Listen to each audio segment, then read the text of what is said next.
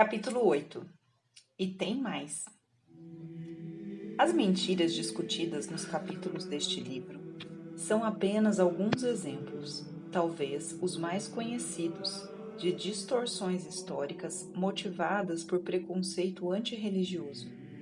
Eu poderia dar mais exemplos, entre os quais as contínuas acusações contra a Igreja Católica, em particular ao Papa Pio XII, de supostamente não ter feito nada para prevenir o Holocausto e dele salvar os judeus. O argumento é de que o Papa não somente não fez o suficiente para ajudar os judeus perseguidos pelo regime nazista durante a Segunda Guerra Mundial, mas que, na verdade, simpatizava com os objetivos dos nazistas. A prova, e o único fato apresentado, é que muitos judeus morreram. A falta de lógica dessa acusação é assustadora. Não apenas suprime o que teria de ser provado, mas atribui à Igreja um nível extraordinário de poder que ela nunca possuiu ou reivindicou. Somente um organismo supranacional onipotente seria capaz de impedir qualquer atrocidade de larga escala. A Liga das Nações foi incapaz de fazê-lo. O histórico das Nações Unidas é um pouco melhor. Um dado interessante sobre essa mentira, em particular, é que ela foi criada décadas depois da Segunda Guerra, em contradição direta com o tratamento dado pela Igreja e o Papa aos judeus durante o conflito. Pinchas Lápide, historiador e cônsul israelense na Santa Sé, estimou que a Igreja Católica salvou cerca de 860 mil judeus ao longo da guerra, um número superior ao do resgate feito por todas as nações e grupos somados. Em outra frente, o Papa defendeu pessoalmente o combate a Hitler, encorajou a resistência secreta alemã e permitiu que agentes do Vaticano passassem informações para agentes aliados. A ideia de que ele foi um defensor de Hitler é absurda. Uma acusação relacionada a essa é a de que o Vaticano foi responsável por esconder criminosos nazistas depois da guerra e os ajudou a escapar. A total falta de provas sobre isso parece não importar para os propagadores da mentira. Eles sabem que não se pode provar uma proposição falsa, e por isso a defesa contra essa acusação maliciosa não consegue impedir a sua difusão. Outra mentira a respeito dos séculos anteriores diz que a Igreja Católica apoiou a escravidão. Na verdade, a Igreja esteve envolvida por séculos na batalha para libertar os escravos. O primeiro autor de uma obra abolicionista foi um padre jesuíta de Cartagena, um grande porto de comércio de escravos na América do Sul do século XVII. Já em 1435, quando os portugueses que chegaram às Ilhas Canárias escravizaram os habitantes, o Papa condenou a prática e os escravos foram libertados. A própria transformação da Europa, do Império Romano baseado na escravidão, para as nações da cristandade, defensoras de direitos para todas as classes, é uma prova do caráter libertador do catolicismo. Mais uma mentira de amplo alcance que cobre toda a história, desde o surgimento do cristianismo até o presente, refere-se à posição das mulheres. Para resumir, as mulheres sempre foram oprimidas, tratadas como menos do que humanas e tiveram negado seu direito de exercer posições em todas as áreas, incluindo a Igreja. Não tratei dessa mentira neste livro porque isso requereria um volume próprio. Eu lido com ela nos cursos universitários e no apêndice 2. Citei alguns livros que tratam do tema das mulheres na Idade Média. Para ser breve, a ideia de que as mulheres eram oprimidas na igreja primitiva é uma estupidez. São Paulo proclamou a igualdade espiritual entre homem e mulher. Não há escravo nem livre, não há homem nem mulher. E ele teve mulheres ajudantes.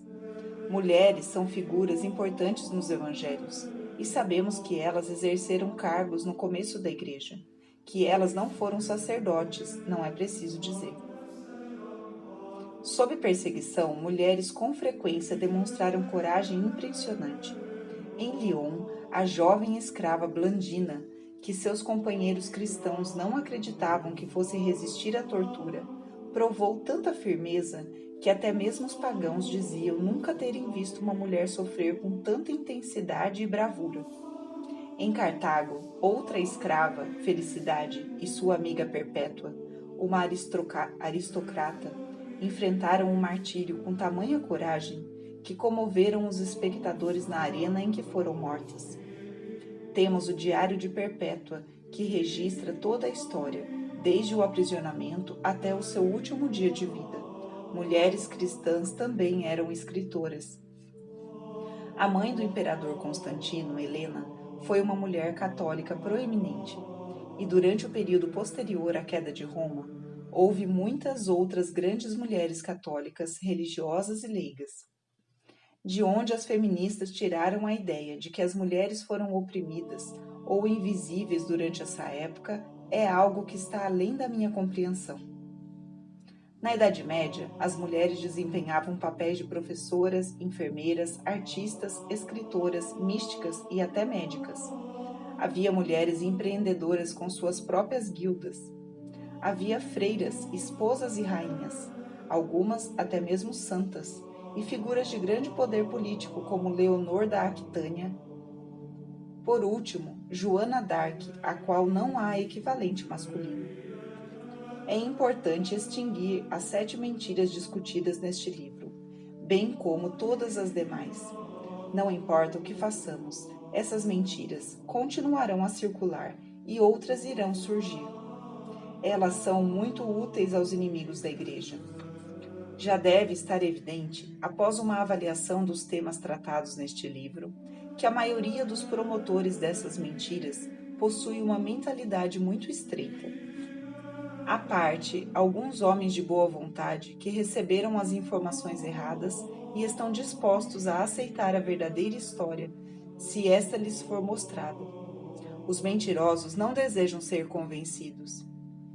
Eles se mostram impacientes perante nossas demonstrações, pois a verdade ou falsidade das suas acusações não é o que realmente importa. O que importa é denegrir a Igreja Católica. Aquele que os estimula, caso eles saibam ou não, é o pai da mentira, que é infinitamente criativo quando se trata de prover munição aos seus joguetes. Os propagadores de mentiras continuam a escrever livros didáticos, a dar palestras, a postar novos artigos na internet e a produzir tomos que pessoas como eles mesmos colocam na lista dos mais vendidos. Mas o que produz tanta hostilidade contra a Igreja Católica, particularmente em nosso tempo?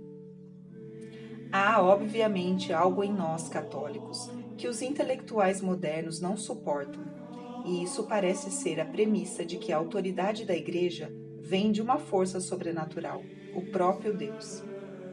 Rejeitando a fonte, eles tentam de todos os meios possíveis depreciar a instituição que afirma falar em nome da fonte. Entre parênteses, vamos discernir a ideia de que a Igreja atual ensina o que sempre ensinou em matéria de fé e moral, da ideia de que nada pode mudar na Igreja. Ninguém defende que não se pode nunca mudar algo na Igreja. Medidas disciplinares como o imprimatur, o índice e a inquisição foram modificadas sem comprometer a doutrina, e essas mudanças não são indicações de que a Igreja estava errada, quando mantinha uma orientação diferente. Não é preciso, é claro, comemorar cada mudança disciplinar. É-se livre, por exemplo, para defender que uma atitude mais dura contra os hereges dentro da Igreja atual seria algo muito bom. A afirmação católica de possuir a absoluta verdade de Deus, em áreas limitadas, é totalmente estranha à mente moderna. É muito mais confortável pensar que tudo é relativo. Afirmações sobre estar certo apenas irritam. Isso significa que o jogo está perdido e que não devemos nos dar ao trabalho de tentar apagar um incêndio após o outro, já que há sempre um incendiário nos perseguindo? Visto que os inimigos têm um grande arcanjo por trás deles, devemos pressupor que o combate é inútil? É certo que não. Se conseguirmos mostrar a verdade e apenas uma pessoa que foi enganada, será uma vitória para a verdade. Se eu convencer 2 estudantes entre 50 a revisar o seu pensamento sobre alguns dos temas abordados neste livro, será uma vitória. Nunca saberemos, na verdade, quantas almas nossa defesa da verdade católica atinge, pois frequentemente o efeito só surge após algum tempo. Se o trabalho fosse fácil e todos começassem a concordar conosco, nos tornaríamos indivíduos muito convencidos. Se eles têm um arcanjo do lado deles, embora a maioria não saiba, nós temos um arcanjo maior do nosso. E além de São Miguel, temos a mulher coberta de sol e o seu próprio filho que é Deus. Visto desse modo, desencorajar-se parece uma tolice. Temos de nos informar sobre a verdadeira história da nossa mãe Igreja, com todos os seus erros, e defender a verdade com cortesia e competência, sempre que formos chamados a fazê-lo. Para alguns, isso significará escrever e falar em público. Para outros, dar lições de educação religiosa ou ensinar as crianças. E para a maioria, a conversa ocasional com um amigo que entende tudo errado. Não podemos vacilar, todavia, ao aprender a falar e falar a verdade. Como faremos isso?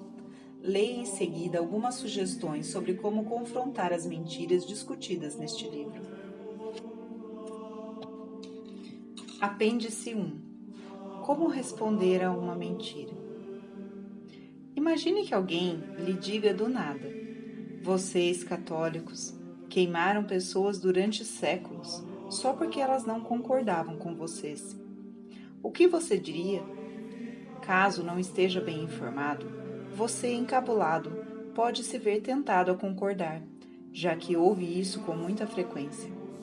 Porém, se está ciente dos fatos, como deve estar após ler este livro, você talvez tenha vontade de berrar com indignação: não fizemos isso. Mas isso não nos levará muito longe. O conhecimento é essencial, mas precisa ser corretamente apresentado. A única maneira de demonstrar que uma mentira é conduzir uma discussão racional com o acusador. Isso não é tão simples como parece, pois poucas pessoas hoje em dia parecem dispostas ou capazes de raciocinar ou acompanhar a demonstração de um argumento, especialmente se este for contra os preconceitos adquiridos. É possível, porém, tentar dizer algo como: outro dia li sobre a queima de hereges. É um assunto interessante. Vamos tomar um café amanhã e conversar sobre isso? O resultado de uma atitude como essa pode ser o começo de um diálogo frutífero com uma pessoa mal informada, embora nem sempre funcione. Já aconteceu comigo várias vezes de um estudante me perguntar algo sobre uma mentira ou algum tema histórico. Eu queria estar certa sobre os fatos e, antes de responder, me propus a pesquisar e disse-lhe que responderia na próxima aula. Várias vezes passei um bom tempo pesquisando sobre o tema e planejando minha apresentação para a aula seguinte, e então o estudante havia perdido o interesse ou não comparecera para ouvir a explicação da pergunta que me havia feito.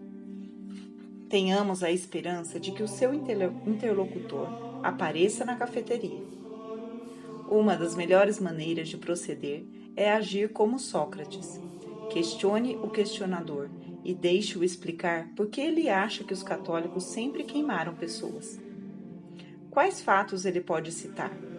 Geralmente ele não tem nada de concreto em mente. Estudantes e jovens irão com frequência citar filmes, tomando-os como autoridades. Isso mostra que muitas vezes eles não sabem distinguir fato de ficção. Explique-lhe por que tolerância, na conotação moderna de que tudo é válido e não importa no que se acredita, não existia nos tempos cristãos. Ao contrário, as pessoas acreditavam que era de grande importância saber o que é verdadeiro e o que traria a vida eterna. Considerava-se crime matar o corpo de uma pessoa, crime cuja pena geralmente era a morte. Porém, julgava-se crime muito mais grave matar a alma, através da destruição das virtudes da fé, esperança e caridade, o que afetaria o destino eterno da pessoa. O povo zelava pelo bem comum, ao exigir que se proibisse o propagador de falsas doutrinas de corromper as almas. A melhor maneira de fazê-lo era de lhe mostrar que estava errado. Caso não funcionasse, o herege devia ao menos ser coibido de espalhar seu veneno espiritual. E em casos extremos, como o da promoção do suicídio pelos cátaros, podia-se executá-lo. Isso é absurdo? Atualmente, o que fazemos com pessoas que defendem crimes? O católico dessa conversa certamente não irá omitir os casos verdadeiros de injustiça e crueldade que ocorreram. Houve alguns inquisidores cruéis e outros que mereceram punição.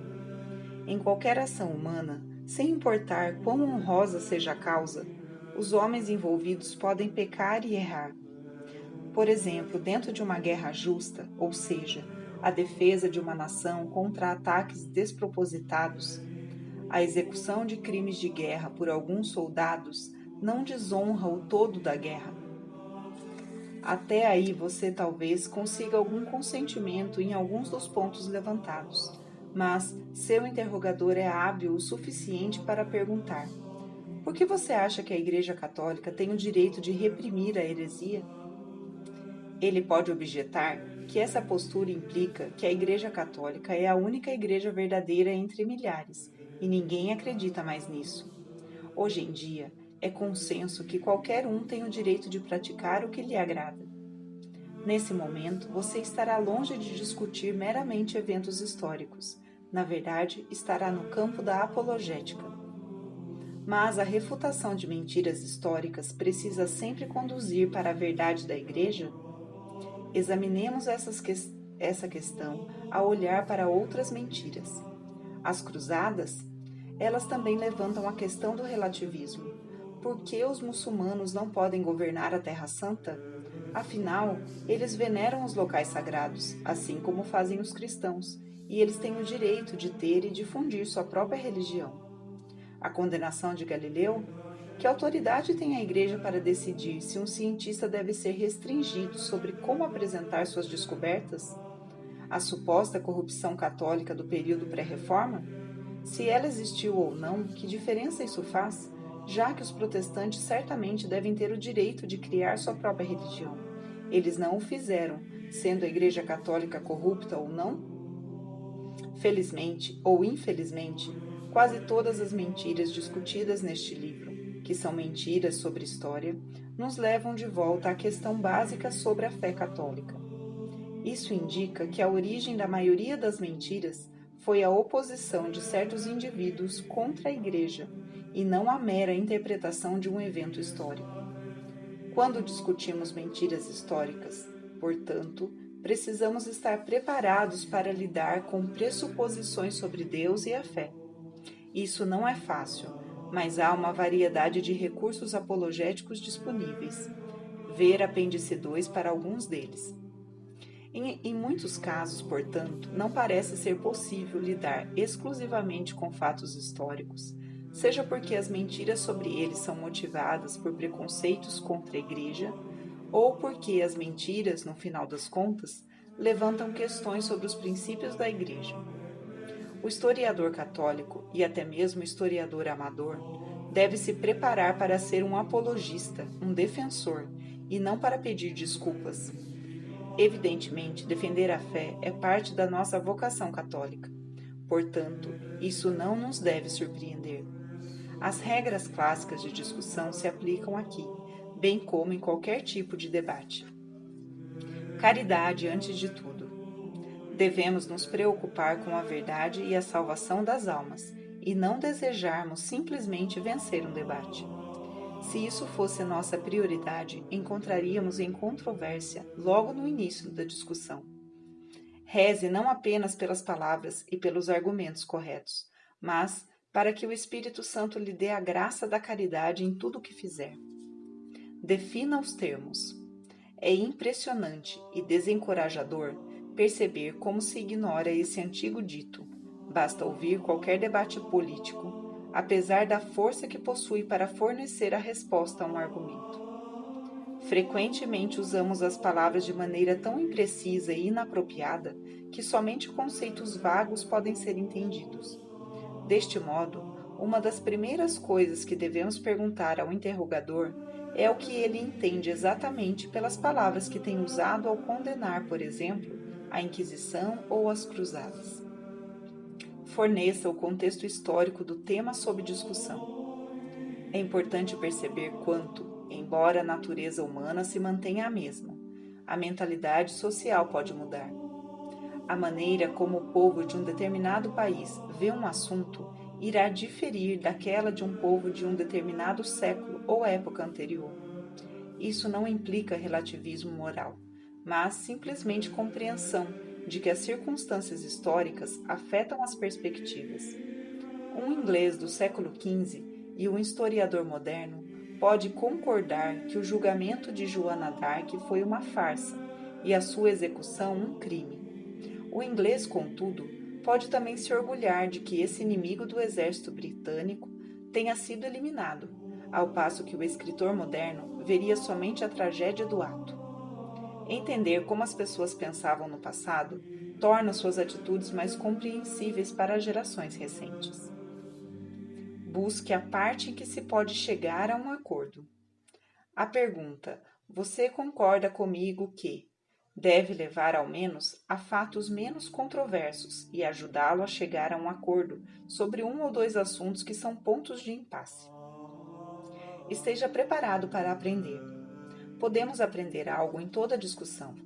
Muitas vezes, pode nos ser esclarecedor perceber que algumas coisas que tomamos como verdade, seja na história, seja em outros assuntos, são vistas de modo muito diferente pelos outros. Por vezes, a visão do outro aperfeiçoa a nossa. Recapitule sempre.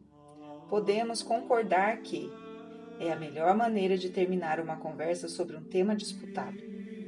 Ambos devem saber onde estão, em que pontos concordam e que discordâncias permanecem. Idealmente, você terá pelo menos corrigido algumas ideias equivocadas sobre a igreja. Um erro corrigido já é uma vitória. Blasfêmia, a mais maléfica das mentiras. Nos últimos anos, mentiras históricas sinistras, que nada têm a ver com os fatos, começaram a circular e a se proliferarem. Elas estão se transformando em programas de televisão, artigos de jornais e revistas, peças e filmes, e caracterizam-se por uma vulgaridade e obscenidade sem precedentes. Refiro-me à imensa quantidade de ofensas a Nosso Senhor, Nossa Senhora e os apóstolos. Ataques à Igreja são comuns em todas as épocas da história. Entretanto, blasfêmias sombrias contra o próprio Jesus Cristo e sua mãe eram tão raras na grande mídia que a maior parte de nós raramente ou nunca ouviu falar delas.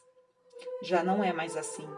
Acusações absurdas de imoralidade contra Cristo e Nossa Senhora, que até recentemente não seriam toleradas na mídia, agora atacam a sensibilidade dos cristãos de todos os lados. Além disso, não há mais leis contra a blasfêmia, pois a liberdade de expressão e a liberdade de imprensa se tornaram as doutrinas reinantes da religião da democracia. Essas leis deveriam ser examinadas racionalmente e refutadas pelos católicos comuns? A resposta teria de ser não. Em primeiro lugar, porque elas não se baseiam em prova alguma e, portanto, não se pode refutá-las por um apelo aos registros históricos. E, em segundo lugar, porque discuti-las só lhes dá mais publicidade. O pai da mentira geralmente é a fonte indireta de todas as mentiras, mas no caso das blasfêmias, ele é obviamente a fonte direta. É importante notar que blasfêmias obscenas raramente se dirigem às figuras sagradas de outras religiões. Um desenho que ridicularizasse Maomé produziria demonstrações de violência e ameaças de morte contra qualquer um que ousasse mencioná-lo sem o devido respeito. Isso restringe os jornalistas ou roteiristas difamatórios. Eles talvez gostassem de proferir vulgaridades ou escarnecer Maomé, mas têm medo de ser assassinados. E quanto a ridicularizar alvos judeus, Moisés talvez, ou algum herói judeu do Holocausto, não é boa ideia. O roteirista pode acabar no tribunal e seria no mínimo perseguido por acusações de antissemitismo pelo resto de sua vida. As religiões neopagãs ou as orientais são muito obscuras ou muito inofensivas, se não muito virtuosas para serem zombadas. Pois bem, elas criam, portanto, as falsidades mais obscenas e repugnantes que se podem conceber sobre Jesus Cristo e sua mãe. Certamente, nada de mal lhes acontecerá. Na verdade, eles irão lucrar com os escárnios. Pois então, como devemos reagir a esse tipo de mentira, já que não devemos tratá-la diretamente? A última coisa que queremos fazer é dar-lhe publicidade. Sendo assim, precisamos ser discretos.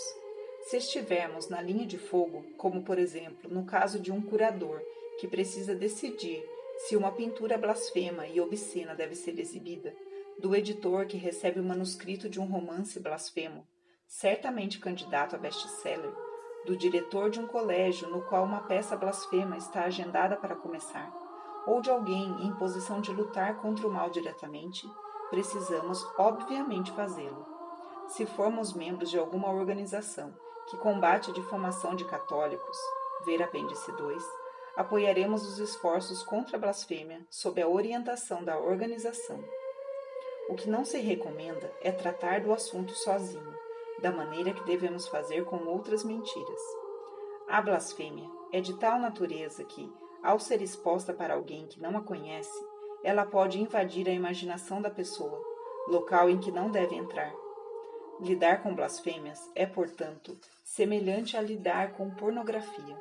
É algo a ser resolutamente evitado, a menos que seja necessário. As melhores armas aqui são a oração fervorosa e a penitência. Apêndice 2. Fontes utilizadas e recomendações para leituras e estudos posteriores. Listei a seguir as fontes que utilizei. Algumas não foram citadas no texto. Certas citações contidas em documentos primários não tiveram suas fontes mencionadas, pois foram retiradas de coleções de difícil acesso ao leitor comum. Omiti, no geral, fontes de artigos de jornais pelo mesmo motivo, a não ser as que se encontram em obras de maior difusão. Prefácio. Kate Windschutley, The Killing of History. How Literary Critics and Social Theorists are Murdering Our Past. Encounter Books, 1996. Esse livro é citado no capítulo 7 por sua excelente e extensa discussão da conquista do México, mas é também uma boa introdução às teorias modernas que têm distorcido a história. Capítulo 1, Idade Média, a Idade das Trevas. Douglas Bush, The Renaissance and English Humanism, Modern Theories of the Renaissance. Uma palestra de 1939 contida na obra The Renaissance, Medieval or Modern. Carl H. Dannenfeld, The Health and Company, 1959.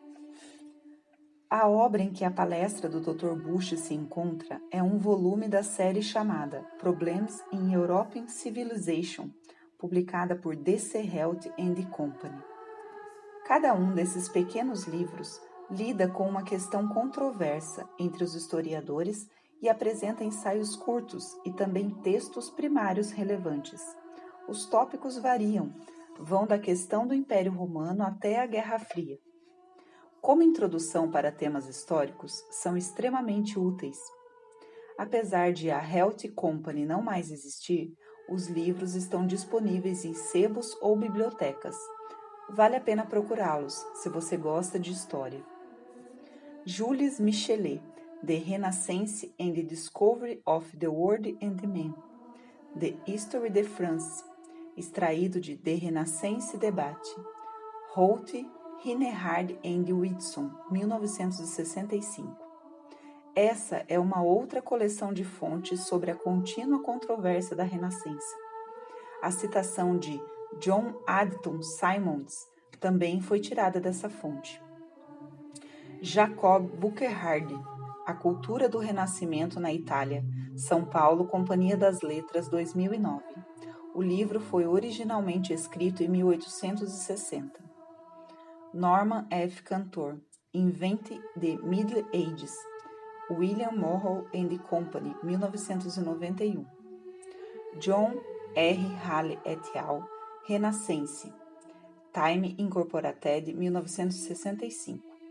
Anne Freeman, The Age of Fight, Time Incorporated, 1965.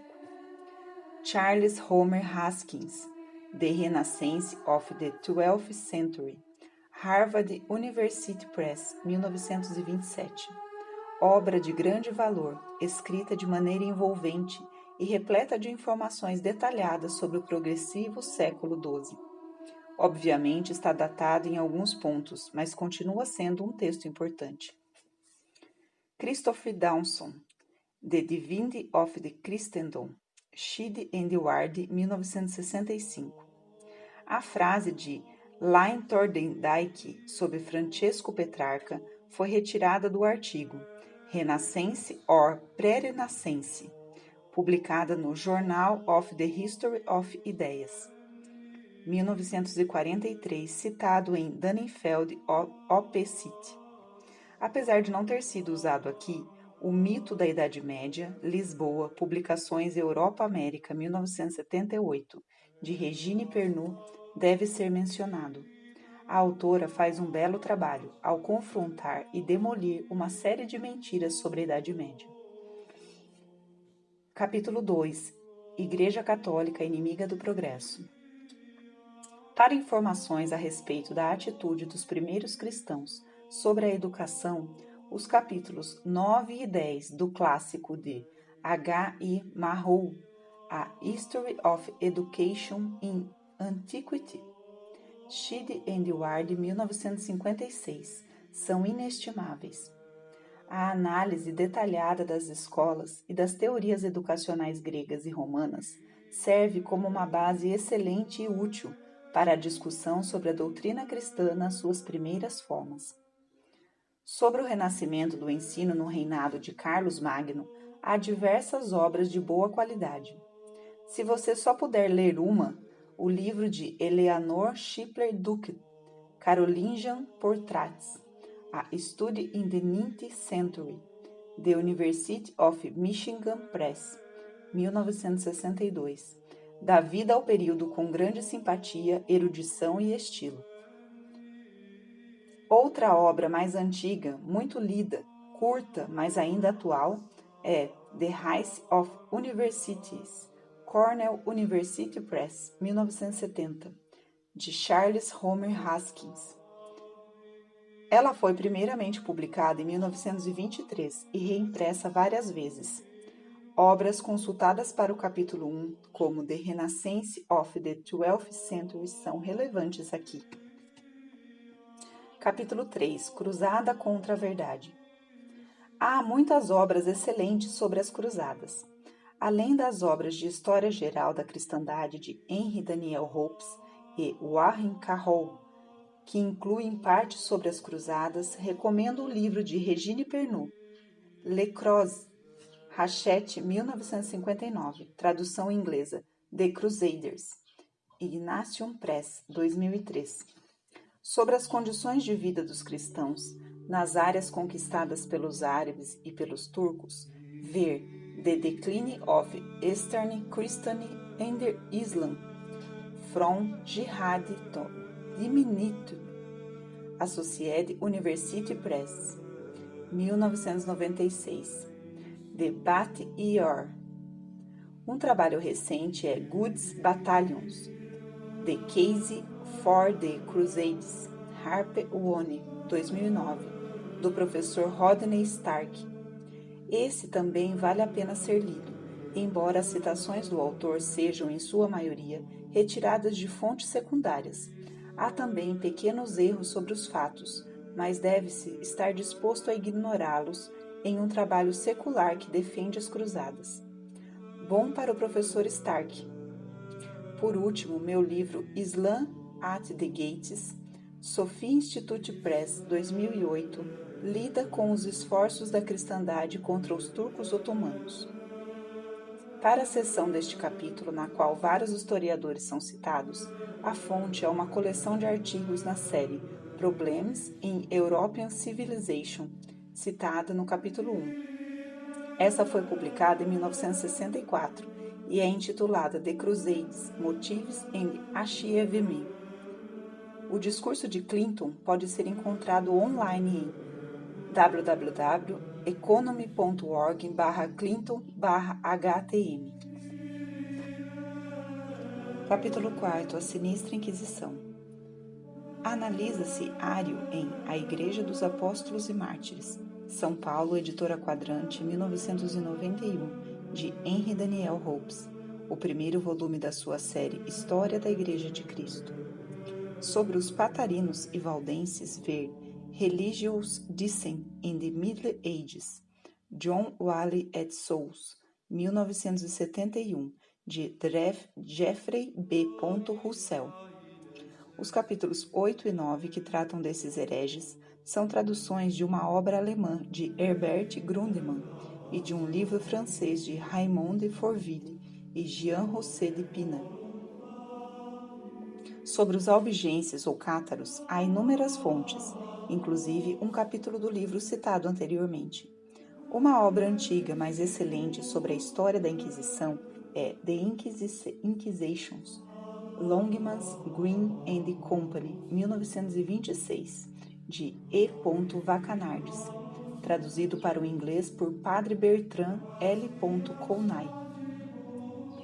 O leitor deve, no entanto, levar em conta a época em que foi escrito, quando ler o capítulo sobre a Inquisição Espanhola, em vista das novas obras disponíveis sobre o tema.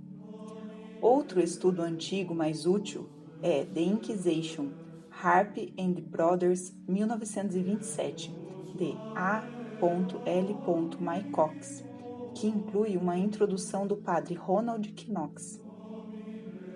The Inquisition, A Political and Military Study of the East Establishment, Kennicott Press, 1968, de Hoffman Nickerson.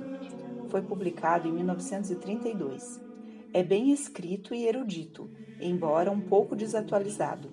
O prefácio, escrito por Hilary Billock, começa assim: o trabalho histórico hoje necessário consiste em afastar os montes de lixo herdados dos últimos historiadores. O trabalho desses historiadores, Belloc observa, sofria de anticatolicismo e imprecisão nos métodos de pesquisa. O ensaio e a obra de Nickerson são boas leituras, mas, novamente, tenha cuidado com trabalhos sobre a Inquisição anteriores à década de 1970. The Spanish Inquisition, A Historical Revision, de Henry Kamen, citado no texto, foi publicado em 1965. Uma segunda edição saiu em 1997 e é essa a mais indicada. Eu adquiri, sem querer, uma versão resumida da segunda edição, que não posso recomendar. O vídeo relacionado é bastante divertido e informativo.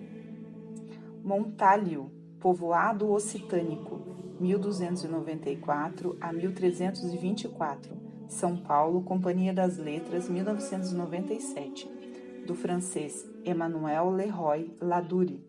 É uma investigação detalhada de uma vila cátara, baseada na arqueologia, em biografia dos habitantes locais e no testemunho coletado pelo inquisidor Jacques Fournier. Sobre a cruzada albigense, citada no capítulo, ver as histórias da igreja já mencionadas.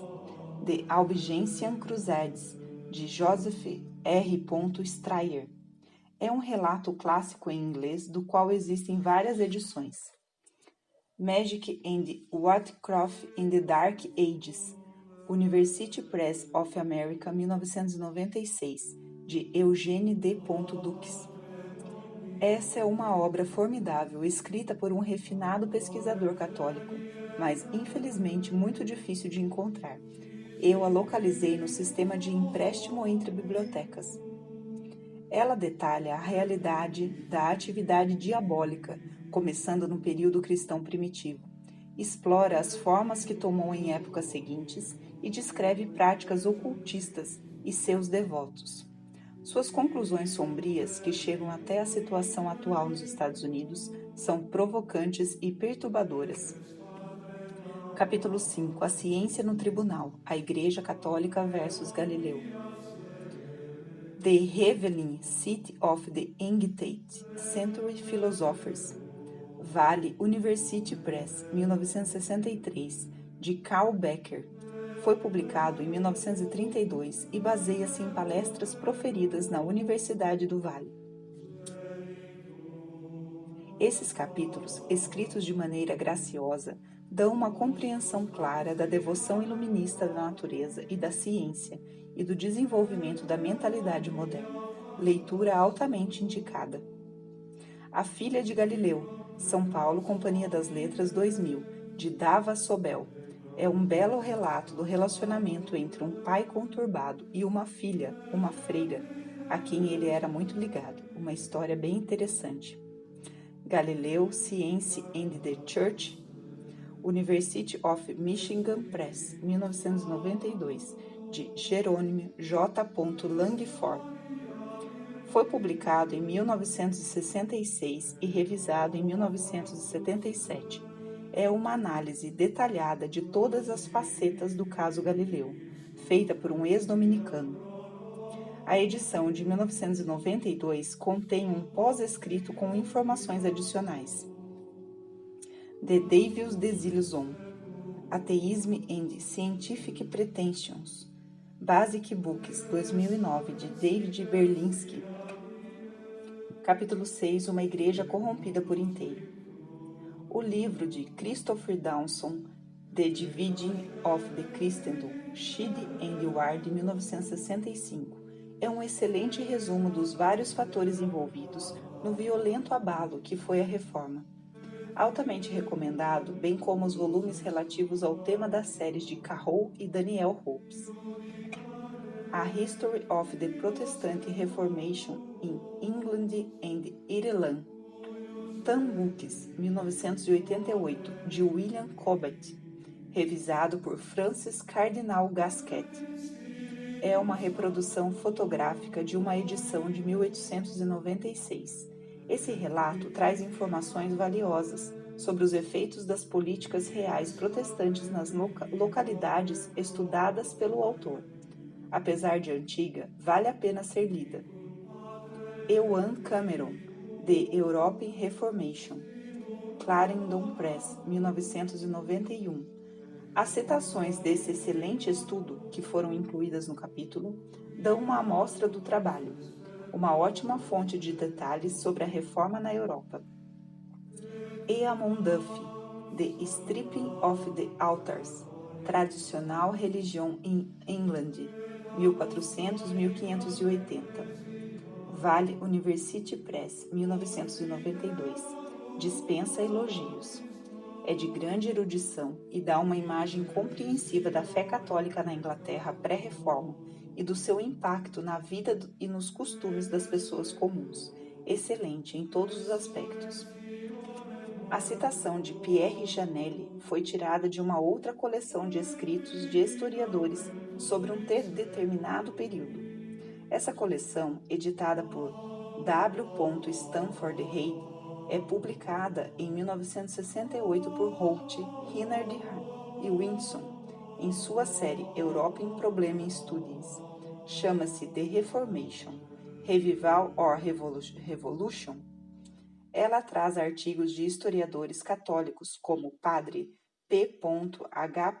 Grisar, S.J., e Hugh Ross Williamson, entre outros. Citei The Century of Columbus, Catholic Summer School Press, 1914, de J. Walsh, porque em algumas áreas é a fonte de informação mais acessível, embora boa parte dessa obra precise ser atualizada. Utilizando-se de sua formação médica, Walsh tratou de temas como o uso de anestesia e o tratamento hospitalar, tópicos difíceis de se encontrar em outras fontes. Além disso, essa obra e The 13 Greatest of Centuries, do mesmo autor, são bem escritas e repletas de dados fascinantes. Por vezes, um bom romance histórico é mais eficiente que um trabalho acadêmico, na tarefa de transmitir ao leitor uma boa percepção sobre uma época e seus principais avanços. Leitores interessados no desenrolar dos vários estágios da reforma na Inglaterra e nos personagens envolvidos não poderão fazer algo melhor do que ler os romances históricos de Hugh Benson. Monsenhor Benson era filho de um arcebispo de Canterbury e recebeu educação superior em história inglesa. Somado à sua conversão tardia ao catolicismo e aos seus dons literários, essa base lhe deu uma perspectiva única sobre a reforma. Seus romances descrevem personagens históricos e eventos de maneira viva, acurada e, acima de tudo, agradável. Ele podia entrar nos seus personagens, seja em qual lado da questão estavam, e mostrar ao leitor toda a complexidade de suas personalidades, no momento em que as revoltas políticas e religiosas se desenrolavam ao redor deles. Acima de tudo, Benson conhecia muito bem o cenário histórico, começando com a Inglaterra pré-reforma. Recomendo que os seus livros sejam lidos em ordem cronológica, embora muitos títulos estejam fora de catálogo e sejam difíceis de encontrar. O romance que lida com a situação religiosa no reinado de Henrique VIII é The King's Achievement, no qual os personagens Henrique VIII, São Thomas More, Thomas Cromwell, entre outros, são bem apresentados no contexto de uma trama cativante. The Queen's Tragedy é uma biografia fictícia da Rainha Maria Tudor, na qual apresenta-se uma interessante perspectiva sobre Maria, Felipe II, a jovem Elizabeth e outras figuras da época. Come Hack, Come Hope é talvez o romance mais conhecido de Benson nos Estados Unidos, em razão de uma edição em formato de bolso, impressa em grande quantidade. Infelizmente, essa edição é um resumo da obra original, mas vale a pena lê-la. É um dos 2 trabalhos ambientados no reino de Elizabeth. O segundo é By White Authority.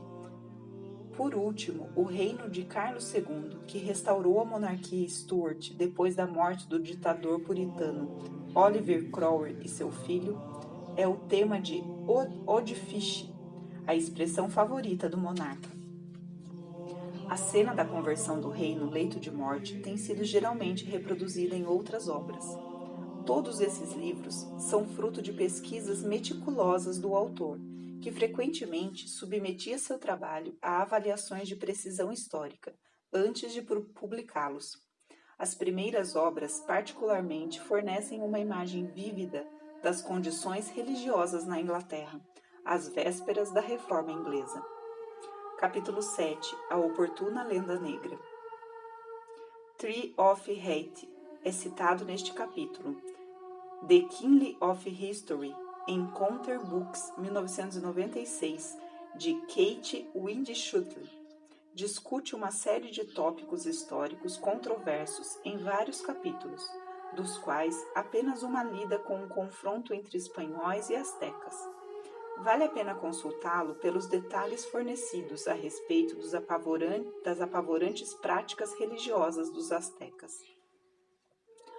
Our Lady of Guadalupe and the Conquest of Darkness, de Warren H. Carroll. Christopher Press, 1993.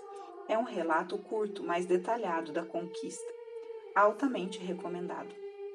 The Spanish Struggle for Justice and Conquest of America, Lytton Brown and Company, 1965, do professor Lewis Hanke, da Universidade de Colômbia.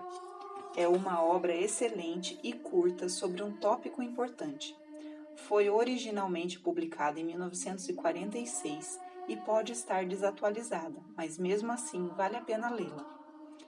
Um filme clássico, A Missão, é um drama baseado na história real do trabalho de um missionário espanhol com os índios guarantins na fronteira entre Uruguai e Paraguai, destacando o grande talento musical que aqueles nativos possuíam. Recomendo como boa introdução à invenção das reduções, aldeamentos indígenas organizados e administrados por padres jesuítas, que foram criadas com o intuito de impedir a exploração desses índios. A única nota desafinada é a cena perto do final, em que padres jesuítas lutam com armas. Isso não aconteceu. The Lost Paradise, The Jesuit Republic in South America, Dorset Press, 1975, de Philip Caraman, S.J. É um relato sobre as reduções e o que aconteceu com elas. Capítulo 8 e tem mais. Sobre o Papa Pio XII e os judeus, vários livros foram publicados recentemente, entre os quais podemos citar The Myth of Hitler Pope, Pope Pius XII and His Secret and Against Nazi Germany, Regnery Publishing, 2005, do rabino David G. Dalin. Did Pope Pius XII Help the Jesus? Paulist Press, 2007, de Margarite Marcioni. É um dos vários livros dessa autora devotados a defender o Papa Pio XII. E Hitler and the War and the Pope, Or Sunday Visitor, 2000, de Robert J. Riclar. Uma história fascinante sobre o papel da inteligência secreta durante a Segunda Guerra Mundial, particularmente com referência à resistência alemã que visava a derrota do regime de Hitler, é The Usen War in Europe, de John H. Waller, Random House, 1996. Há um capítulo intitulado Operation 10, The Vatican Connection, que detalha o papel da Igreja e do Papa em promover pessoalmente a resistência contra os nazistas. Uma das melhores fontes sobre Pio XII, assim como as mentiras discutidas no final do apêndice 1 e muitas outras questões, é a Catholic Lady for Religion and Civil Rights. Além da sua revista impressa, o site da Liga, www.catholicclergy.org, oferece informações atualizadas regularmente sobre muitos temas importantes para os católicos. Sobre a questão da suposta opressão das mulheres, de fato ausente na história, especialmente na Idade Média, A Mulher nos Tempos das Catedrais, Lisboa, Gradiva, 1984, de Regine Pernoud, é um bom antídoto. O livro investiga as diversas funções que as mulheres exerciam e fornece detalhes sobre as vidas de algumas das figuras femininas mais interessantes. Sobre a ampla questão da Igreja e a escravidão, há muitas fontes. Uma recente e razoavelmente acessível é The Popes and Slavery, Alba House, 1996, de Joel S. Panzer. Apêndice 1, Como responder a uma mentira. Qualquer um disposto a se engajar em apologética deve montar uma pequena biblioteca com obras sobre os temas que costumam ser discutidos. Um livro sobre argumentação lógica também será útil. A revista Tis Rock, publicada por Catholic Witness, traz muitos artigos sobre apologética. Informações estão disponíveis em www.catholic.com.